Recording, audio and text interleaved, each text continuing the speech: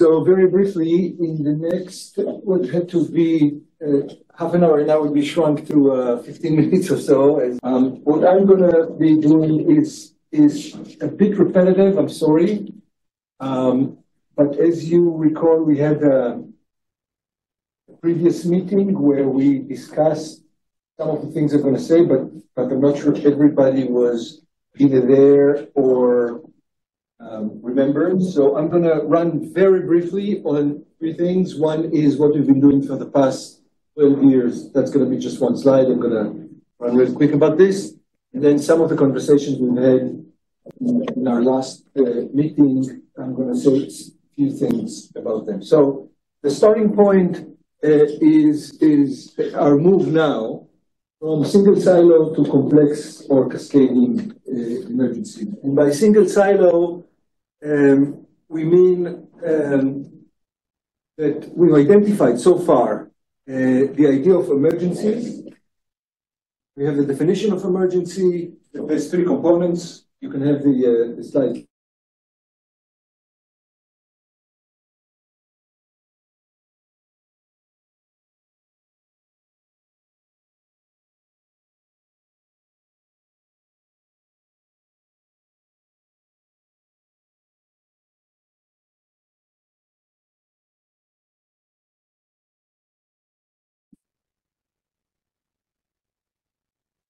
It takes time, I see. Okay, there's a lag effect. There is a mentality, there's a problem. And we have the mentality, the collective psychological mentality of an emergency.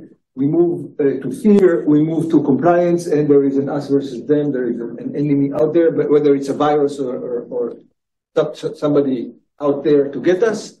And of course, we talked a lot about the institutional dimension of this. There's always a question of who gets to do what when. And again, this is 12 years of research, so we can say a few more things about that. In the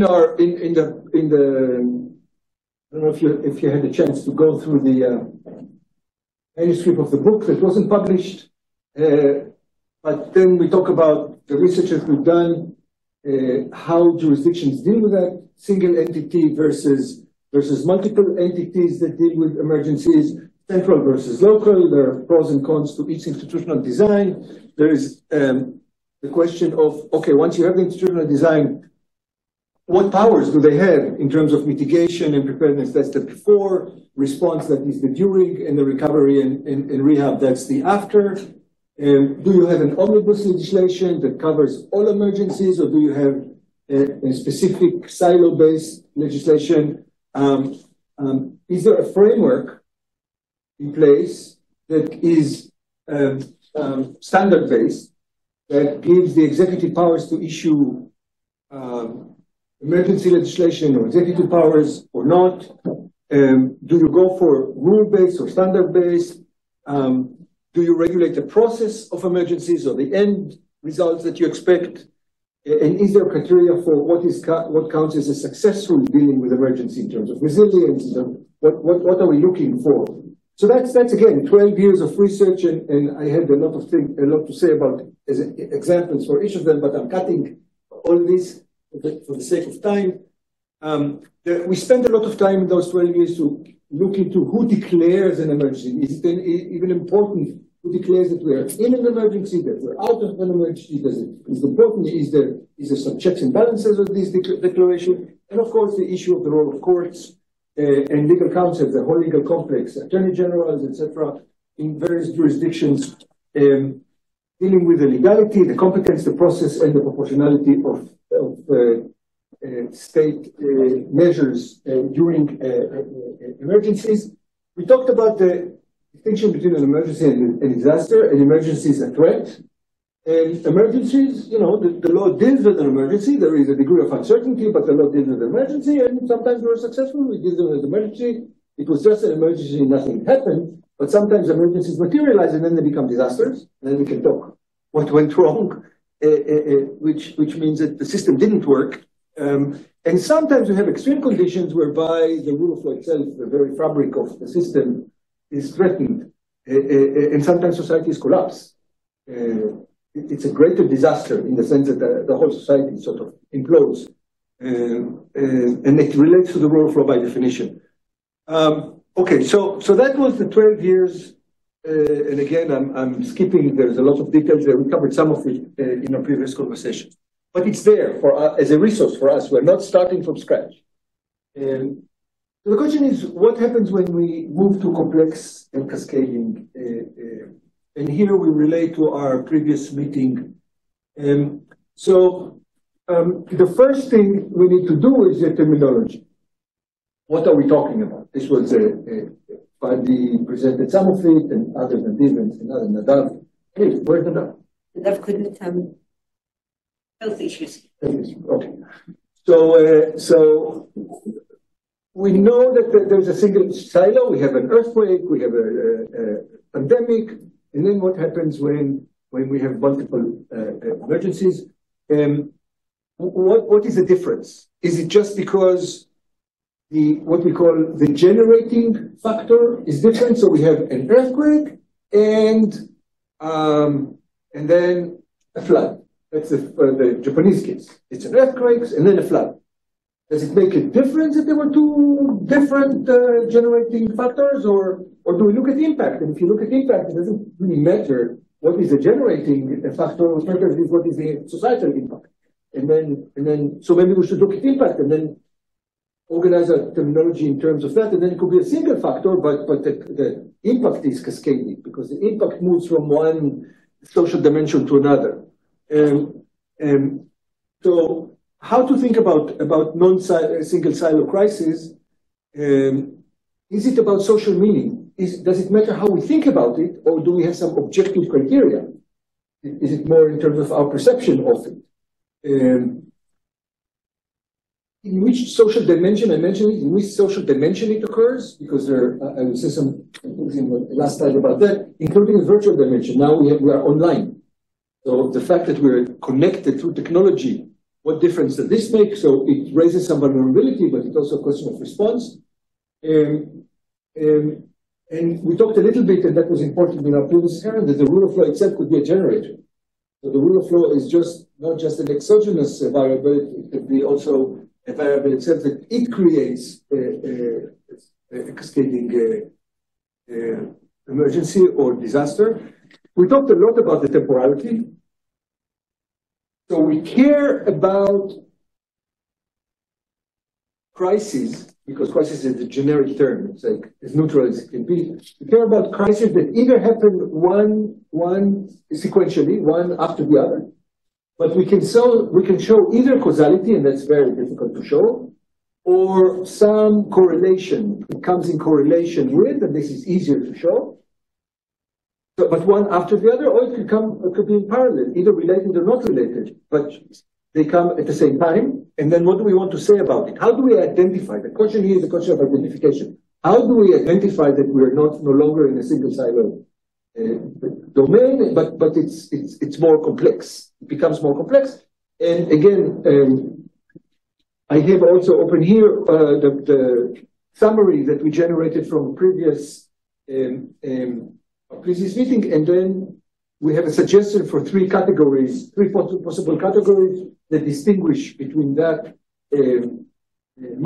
cascading, multiple, and complex. These were the categories that you eliminated from the literature, but now we have to put some in one of our meetings today.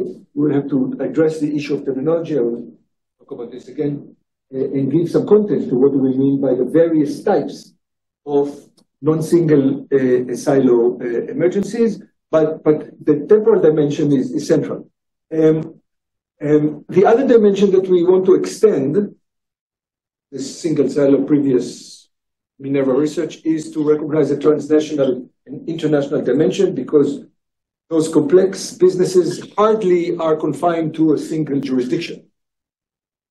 Part of what makes them complex or cascading is that various jurisdictions are involved, either in terms of possession correlation or impact or pressures. We'll talk about this in a second. And then, of course, we want to be able to say some things about the institutional design and the normative approach to it. So what do we want to say about this? okay, so we have all the literature on single silo. Can we just make a small adaptation and say, well, in complex, you just add the little question of which agency decides on conflicts between agencies. If some agency says, no, this is a primary emergency now, and another agency says, no, this is the primary emergency now, and some agency has to coordinate whether it's more important during a pandemic to deal with the health or to deal with the market.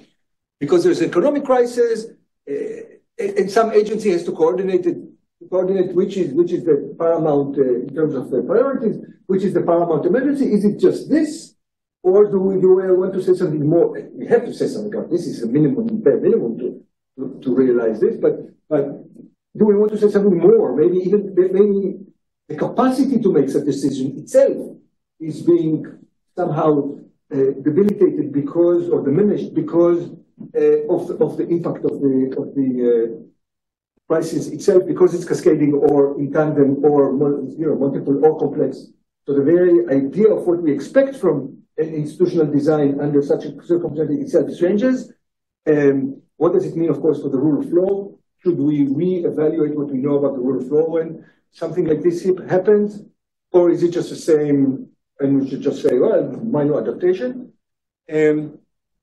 So these are the questions that we have, that I think that come out from this in terms of what to do. And of course, the idea of a mentality, how to think about it, the whole notion of perception, because these are the objective or intersubjective dimension is, of course, important.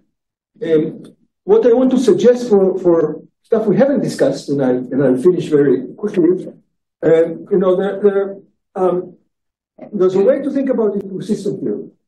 So one way to think about what makes an emergency particularly complex is that it strikes more than one social system.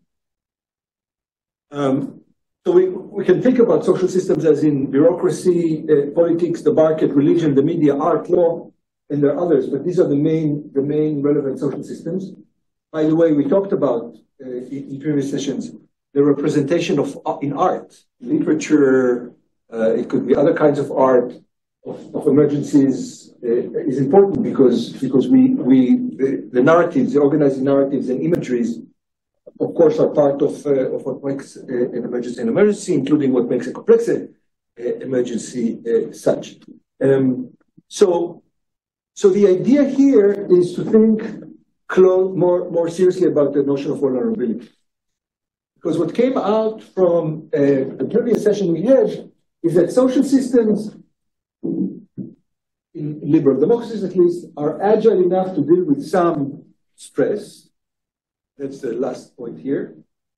Systems deal with stress, but at a certain point, they start to tear apart or implode, or their internal alignment it doesn't work in terms of a Lumanian system theory that we can talk more about it. And we can say some things, or at least the literature that you brought to the previous conversation suggests that we can study vulnerabilities. We can study vulnerabilities in social systems, and we can see maybe, it's just a question, but we can see maybe that some vulnerabilities lend themselves to a network effect.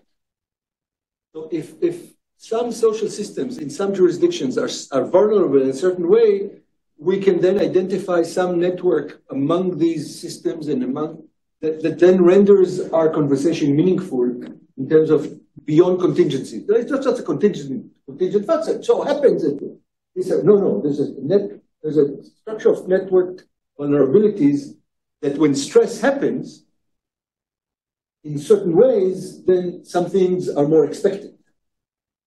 Why is that important? Because then we can talk about it meaningfully in terms of A, methodologies, next slide and last slide, and B, normatively, what to do with it. Because at the end of the day, we want to have some prescriptive notion of, okay, the whole idea of emergency studies is that we have to prepare, we have to be ready, we have to, our mindset, and we have to think of the shift in our mindset to an emergency mindset, and then realize that there's certain things we don't want to normalize the emergency. We want to say, no, it's an emergency. We're not going to routinize and normalize the emergency because otherwise the emergency will swallow us. And we'll never be able to get out of an emergency compliance, fear mentality, no checks and balances, or fewer checks and balances, etc. The ordinary. So the whole idea of emergency studies is to build resilience at the end of the day so we can deal with it. So here we want to reach this phase as well in terms of complex. And in order to do that, if we identify the idea of network vulnerabilities and stress, maybe we can say something meaningful. And again, methodologies, we have to get the it's too small. We have to get the analytical terminology right. These are just things that we do. We have to think of our interdisciplinary case studies. So there are case studies that we talked about, and we have to refine them. We're going to hear about them today. We have to refine them and decide when do we want larger N studies, when do we want single N studies, do we have the right variables to identify vulnerabilities, stress, network. In that sense, maybe what I'm just suggesting now is not the right way to think about it. Maybe there's a better way to organize the field. Of course, classic legal analysis, the case studies, laws, procedures, that's part of any rule of law examination. And then what I want to say is that we should be careful. It's like, I think, interestingly, the idea of the connective tissue. There is this notion of a connective tissue that connects certain variables together. It's important because what is exogenous, it's related to getting the variables right. The question is how things are connected. It's not easy. Sometimes, we make just a decision for the sake of research, but connective tissue, what binds us together, it has to do with solidarity, because solidarity itself sometimes is threatened. It has to do with the way social systems are connected, with the way the market and our various physical material existence is connected. This connective tissue is important, I think, and we have to decide what next. Part of what we have to do is to decide on how we're going to spend our summer, dealing with emergencies and crises and those wonderful things that we decided to study. I finish here, but of course I open for conversation, comments, discussions. I yield the floor back to Gary. Thank you. Does anyone have any question on his presentation before we move on? Anne is not here, but we're talking also, Anne was mentioning the psychological and social psychology. So I mentioned the idea of social psychology. I mentioned several times the idea of perception and what does it mean, and social meaning, and mentality of an emergency. Clearly, it's part of the conversation. Can I ask something? Yeah. Does the research have already some knowledge about how different cultures, is there any basic mapping of how different cultures approach crisis? Do we have some kind of beginning of criteria there? So maybe Deborah, you want to reflect on this also, but I think we focused on purpose. On liberal democracies, because the cultural variable is so prominent, that in order to be able to say something meaningful, how China responds to a crisis would be different than Germany, let's say. So we had a study on 12 jurisdictions that were on. But within that, we have identified the culture when we talked about Japan. So there is Japan is the only jurisdiction where we found an omnibus statute that covers all emergencies. They keep updating it whenever there's another emergency because so when they had the flood and then the earthquakes and then the flood, which then morphed into a nuclear disaster. interesting. Their response was, it happens, but we move on. And, that's Japanese kind of like, so the culture, the institutional culture, we don't expect in Japan that judicial review will play any nobody's going to contest anything in court. That would happen in Israel. Petitions to courts. But we haven't studied it systematically in terms of the culture of emergencies. Maybe it's something we should. We haven't dug into the cultural aspects through some of the case studies in which we acknowledge the limitations because context matters. And, in some of these really aren't totally aware of context. We have some interesting things. We were looking at earthquake recovery. Actually, we found Danielle. Are you there? Yeah, Danielle is there. Okay. We had originally thought of looking at New Zealand, and the funder was the Ministry of Science, and they said, no, not New Zealand, Japan. And we said, well, Japan is going to... We're going to have a hard time drawing some analogies to Israeli culture. And they said, no, you got to do Japan. And then we actually found some things that were of interest. So, but you're right, in terms of, given that context matters, we do not have a deep cultural narrative. Maybe we should designate it specifically as a variable. Well, maybe this is and here when we're talking about case studies, we may have an opportunity to do that, given that we have a first group of.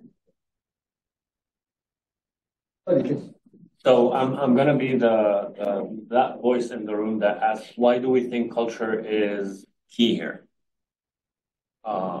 In terms of, so the professional literature on this. Process. It's key, maybe not in terms of outcomes, but in terms of the process, which is part of or managing a crisis? Yeah. Okay. There are severe, not severe, there are great differences. Sufficiently significant, let's say, differences if you have to manage something in Germany versus if you have to manage something in Spain. Or in Israel and Argentina. Israel is not. It's more in the process. But would we place this under the preparedness rubric or I think during all the stages. All the stages. Recovery will be different. Expectations. Part of the fact that New Zealand failed has to do with culture of New Zealand versus culture of Japan, because the Japan, somebody said, okay, this is going to do stage 1, stage 2, stage 3. Okay, in New Zealand, they said stage 1, stage 2. But then the public participation kind of fell apart. It's still not rebuilt, which is pretty amazing. And partly has to do with the participation, which is a cultural dimension of participation. Some institutional things were also wrong in terms of they designed the participation. Think it through, I think. But partly it's also about culture. And compliance. Which is a cultural compliance, yes.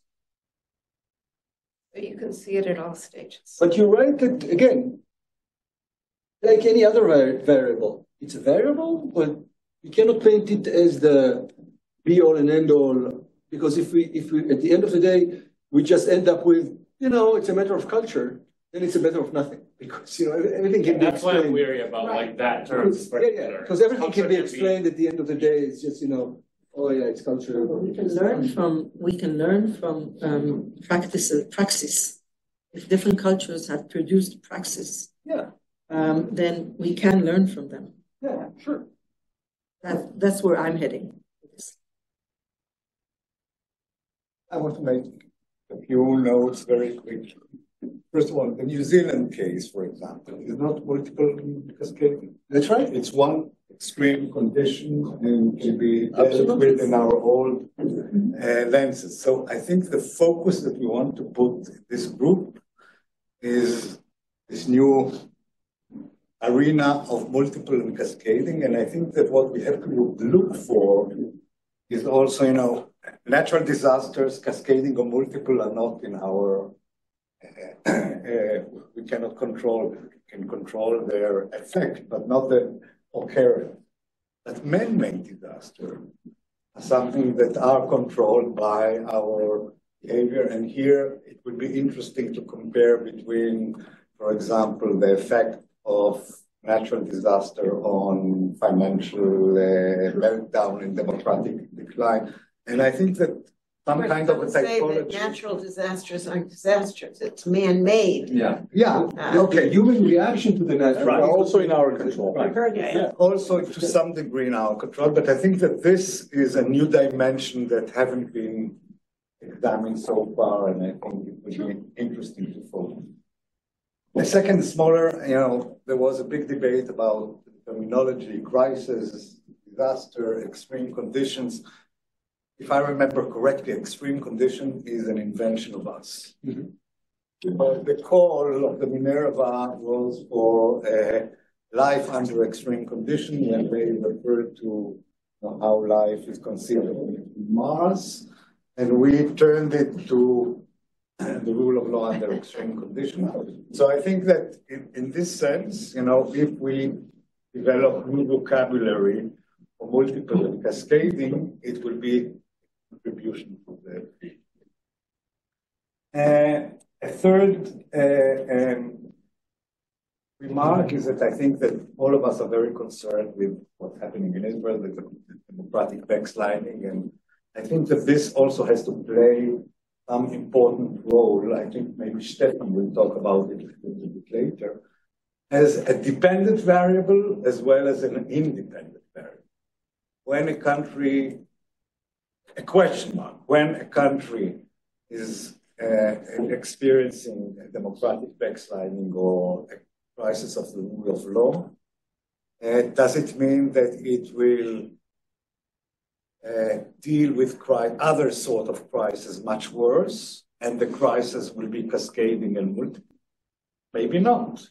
This also depends on, relates to Amnon's distinction between democratic countries and non-democratic countries. It's a question that I think is an interesting question to answer, whether weak democracies or democracy in decline can face crisis worse than, or not as good as. Depends if you have a criteria, what counts as dealing with it worse or. We have to, for example, when we talk about COVID or natural disasters, recovery, how long recovery, how efficient the recovery was, and so forth and so on.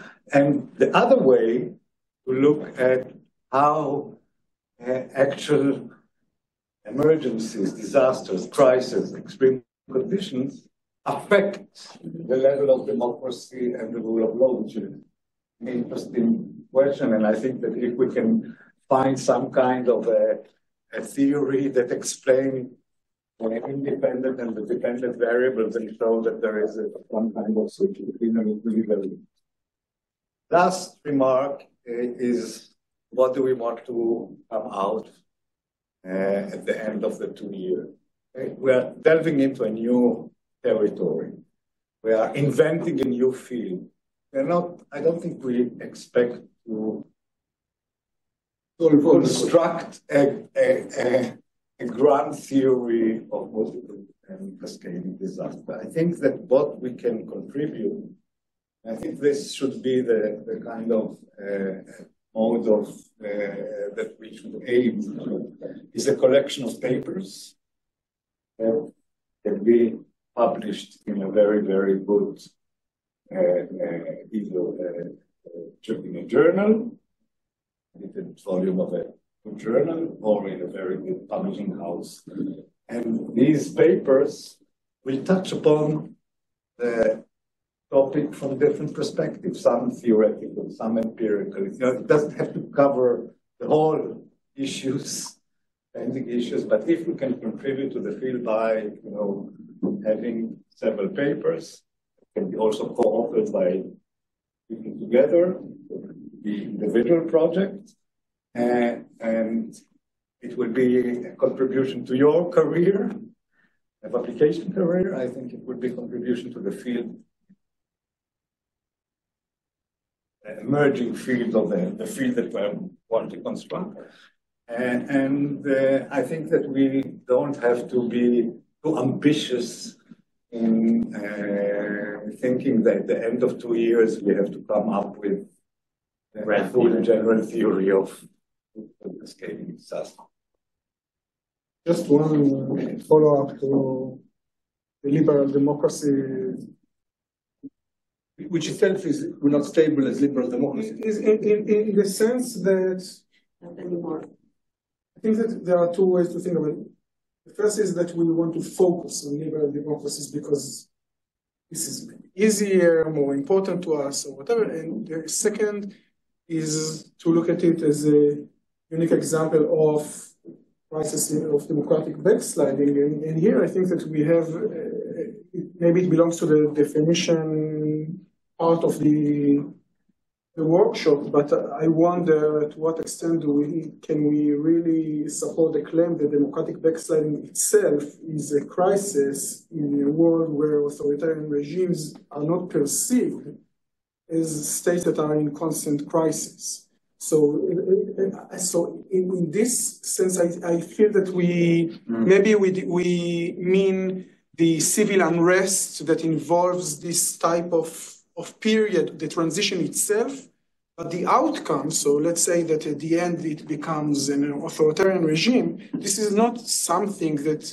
in the field people perceive as a crisis. Maybe there are many problems, maybe it's wrong, maybe we have a normative view that supports liberal democracies, but in our terminology of emergency or crisis, it seems something else. And if we think, for example, of what happened in Belarus a few years ago, so even in an authoritarian regime, the crisis is the civil unrest, right? So rather than the right political structure itself. You can look about the transition as a crisis. Exactly. So it's not a good outcome. It's not the democratic backsliding, No, it's the transition. Backsliding is a process in which a relatively healthy democracy is experiencing a transition towards a worse regime. And you can perceive that as a crisis in the sense that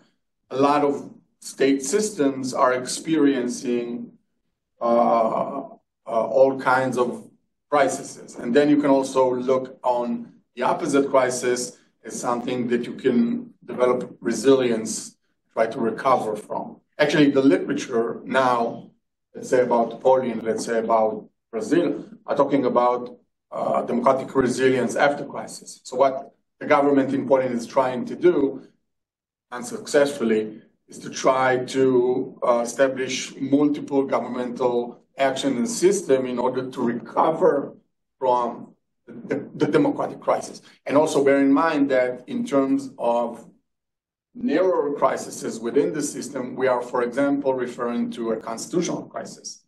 And that is, in Israel, everybody are saying they don't know what they're saying. But in more institutional terms, a constitutional crisis is a crisis in which governmental system cannot function with each other. And that is crisis. Collective issue. I just want to say, but with respect to Yali's more fundamental, I agree with that, but your more fundamental point, what counts in a crisis, what the definition of crisis. Mm-hmm. So one is just to say, well, it's a process of transition. But note that what you said, that people do not perceive it as a crisis. Mm-hmm. So the question is the relationship between perception and actual crisis. Who goes, first of all, is a question, maybe you're in a crisis, you just say, oh, life is wonderful, but you are in a crisis, you just don't realize it, one thing.